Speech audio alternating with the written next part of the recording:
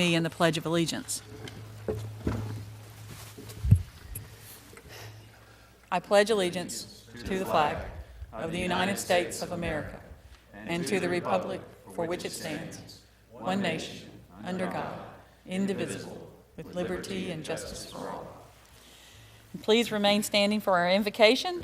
We're happy to welcome Reverend Suzanne Dornsmith from Forest Hill United Methodist Church tonight. Welcome. Thanks. It's a pleasure to be here. Let us pray. Loving God, we give you thanks for this day, both with its joys and with its challenges.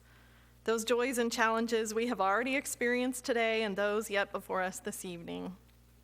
Be with the commissioners tonight as they seek to do what is best for all who live, work, and recreate in Cabarrus County. Give them wisdom and discernment as they hear reports, consider options, and make decisions about personnel and salary matters, building projects, library services and equipment, stewardship of our natural resources, and the finances needed to make all of this possible. Be with all of us here that we might have open spirits and open ears to hear each other when we speak, and give us all an awareness of our brothers and sisters to our right and to our left, in front of us and behind us, those who are familiar and those who are strangers, and those who are soon to be new friends. Let us be mindful of all that you have entrusted to us as we go about the business here this evening and go about our daily lives here in Cabarrus County. We lift this prayer to you, Almighty God. Amen. Thank you very much. Okay, Commissioners, the first item that we have is approval or corrections of the minutes. I'd move to approve the minutes as presented. Second. I have a motion, I have a second. All those in favor say aye. Aye. Any opposed? Okay, next we have approval of the agenda. If you will notice changes to the agenda. Item number on the consent agenda, F11, will be removed. We need some more information for that particular item. And we have some additional reports and some supplemental information for you.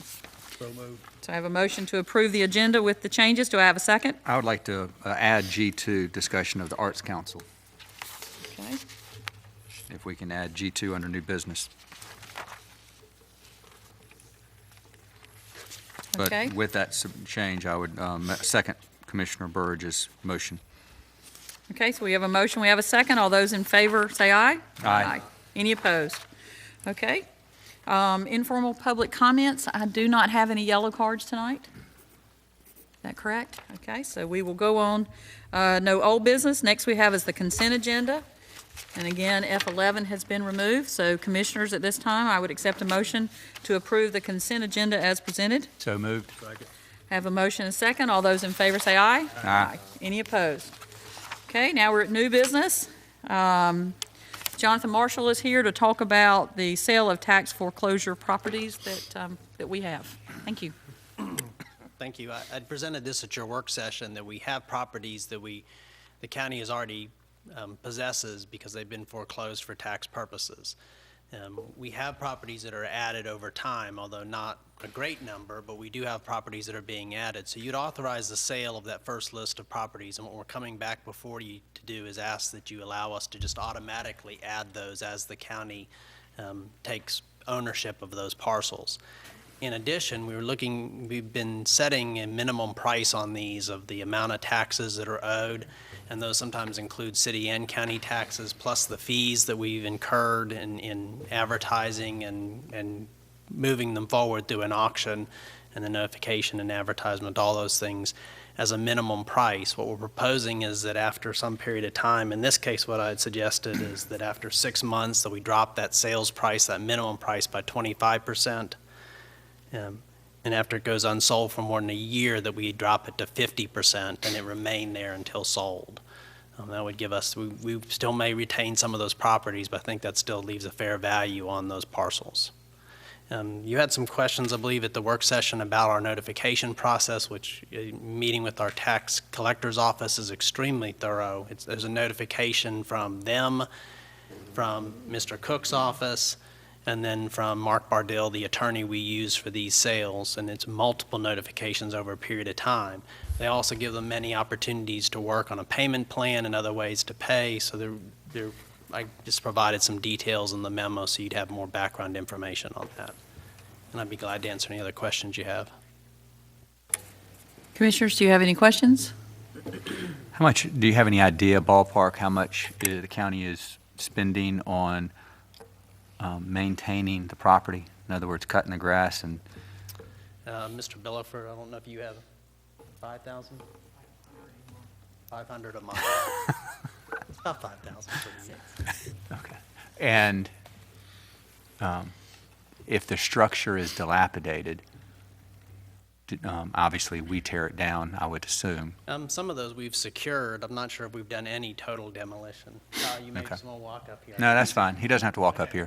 here. If it gets to the point that it can no longer be used or refurbished, is there a way to work with the local fire department or the closest one to have a burn practice place? I mean, that's not the right words, I know, but a controlled burn? Yeah, we would do exactly that. We do have some monies actually in our construction standards department for tearing down unsafe structures, but we would try and find somewhere that was more cost-effective like that, where there'd also be a training opportunity first. Okay. Thank you. That's all the questions I have. I have a question on the reduction, because the taxes owed are both city and county taxes. Is the 25% reduction just on the county portion? Or is it on the county and the city? And does the city agree that they would get less than their full amount? Or how do we handle that? We've actually been paying the city their taxes, so we are the complete owner of the property. I think that that's a decision that's been made over time because of the complication of it. I believe Mark Bardill, the attorney with Zacchaeus Legal Services, says there are some other methods, but that's the way we've chosen. Mr. Cook, you may want to add to that. Well, the statute set out a number of different methods to deal with that, but it does complicate it when there are taxes from both the municipality and the county on a parcel. And if we foreclose it and take control of it, if we don't go ahead and deal with the city, then we have to, at the point in time that we may be able to sell it. It's just easier to pay those taxes typically on these parcels and then have complete control of it. Any other questions, commissioners? Yes, sir. I know after the last meeting where this was mentioned, I know we received some contact or some people that were interested in purchasing the properties. Has that occurred? It has. I would like to thank our reporter. She also wrote an article about it, and I've gotten some calls as a result of that. Actually, some of the parcels that we wish to add at this point, I've had some calls about those and talked to some individuals, and they're just waiting to see what the action of the board is tonight. Okay, well, that's good. I think we created awareness, and I think that's going to help. Yeah, and we've been advertising these through Gov Deals, but I've been talking to Kasha about making it a lot easier to go to our website, find the list and location information. We typically have an aerial photograph of it, a parcel map from our own GIS service, and then on occasion we have pictures of the site too, if those help with that. I know I emailed the list to 2 different people that questioned me and told them who to contact here for information. Okay, any other comments? Okay, at this time I'd accept a motion to approve inclusion of foreclosed properties on the sales list and to set the reduction schedule. Second. We have a motion and a second. All those in favor say aye. Aye. Any opposed? Okay, Commissioner White, you added number 2. G2, Arts Council, is, since our last meeting in June, I've been thinking about what's going on, and I'm very concerned about the strong possibility of state cuts as it relates to the Arts Council.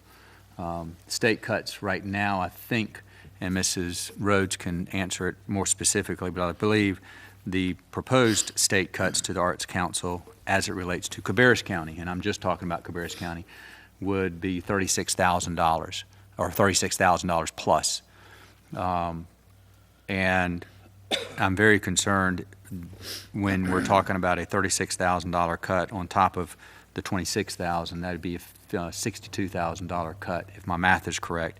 And I'm very concerned about that. Also, my intent in raising awareness of this is understanding what the full support that the county is giving, which I understand has been, a modification has been, now maybe not modification, but the budget of the Arts Council has recognized what the county is providing in regards to services.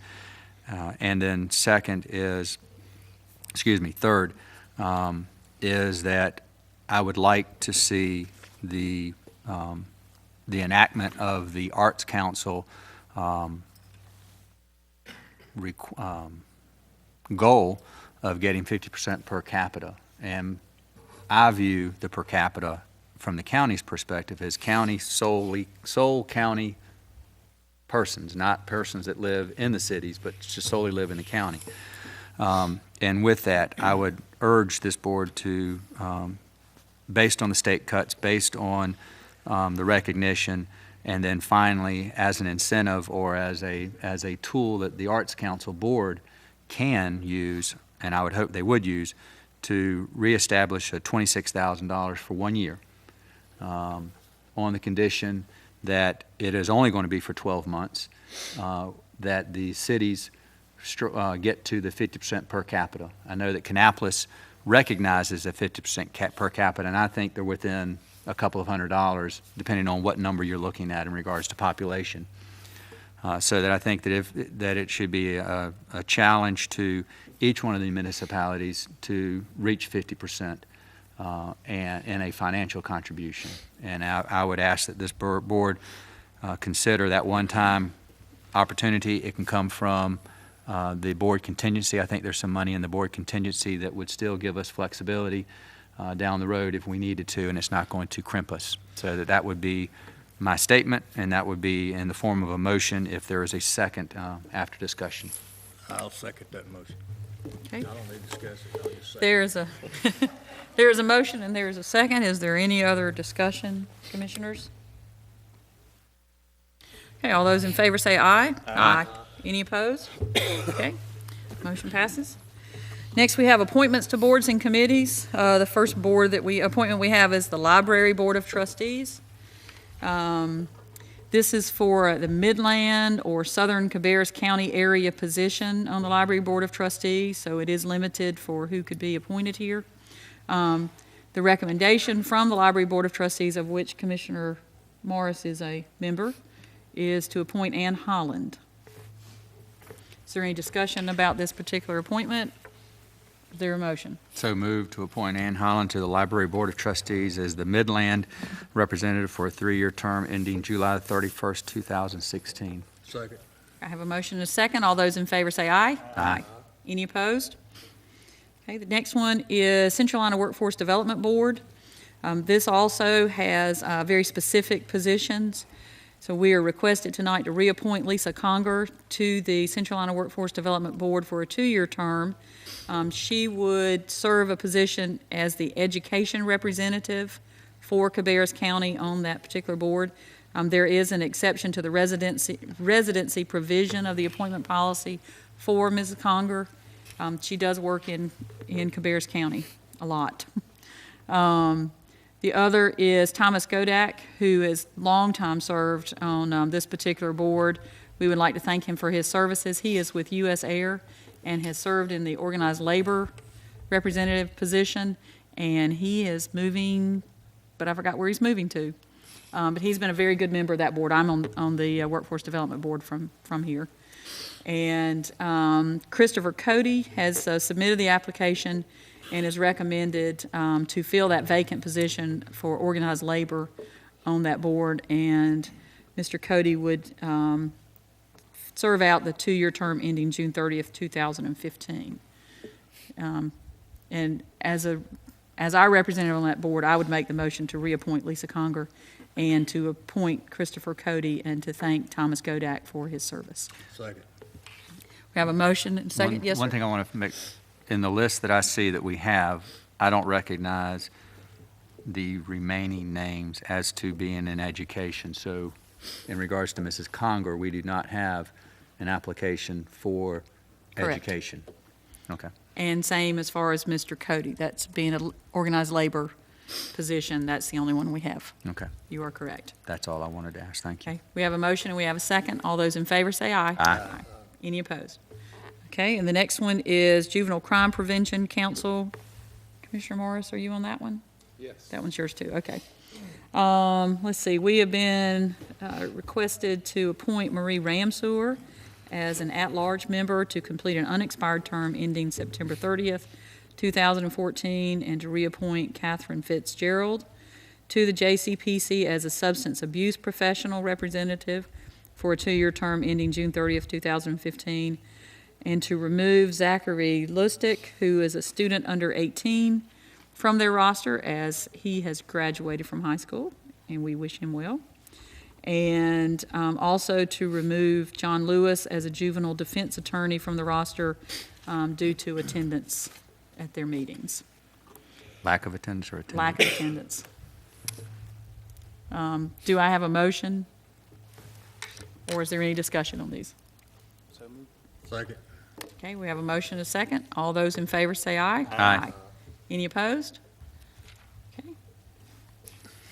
We have a number of reports. Commissioners, you'll notice you have an extra report that's been added. Are there any updates at this time from commissioners who serve on committees? Okay. Next, we have general comments by board members, and I would like to take this opportunity to recognize John Cox, who is, I guess you have one more meeting with us, but we would like to say congratulations on your new position that you're going to take in Florida, and we all wish you well and hope that you enjoy being in Florida and the weather suits you well, and that everything works out great. We've appreciated having you here. Now you get a better opportunity to surf more often. Okay, I didn't add that one, so. At this time, are there any other general comments by board members? Madam Chair, I have a comment that I'd make. I want to make certain you have this. I am submitting my resignation effective immediately. That the law firm of Hartsland Williams has responded to a request for qualifications in regards to legal services for the Department of Health and Human Services. And that although it has not gotten any further than the request or response that I know of, that if it does go further, I should not be sitting here as a commissioner with that taking place. So that effective immediately, I will be stepping down. And I believe that, and I will also be sending that letter to Mr. Sean McGowan, who is the head of the Republican Party, so that whatever steps or his steps that need to be taken from the executive committee can be taken to fill my vacancy. So I'm submitting my resignation as of tonight.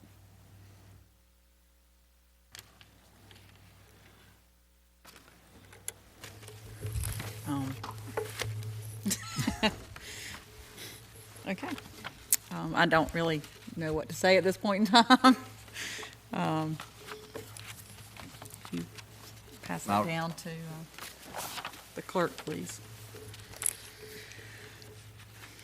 Any other general comments by board members tonight?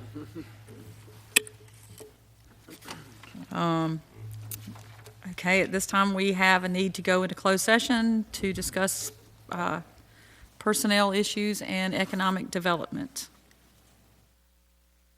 When is the resignation And- effective? Immediately, Right now? right now. We would like to invite Mr. Cox to come into closed session with us. And potentially, we need a motion to go into closed session to discuss personnel matters, economic development, inviting Mr. Cox, and potential litigation. Okay, anything else? All right, do I have a motion to go into closed session? So moved. Do I have a second? Second. We have a motion and a second. Thank you all very much. This is, I guess we've set a new time record for a meeting. We are now adjourned in a closed session.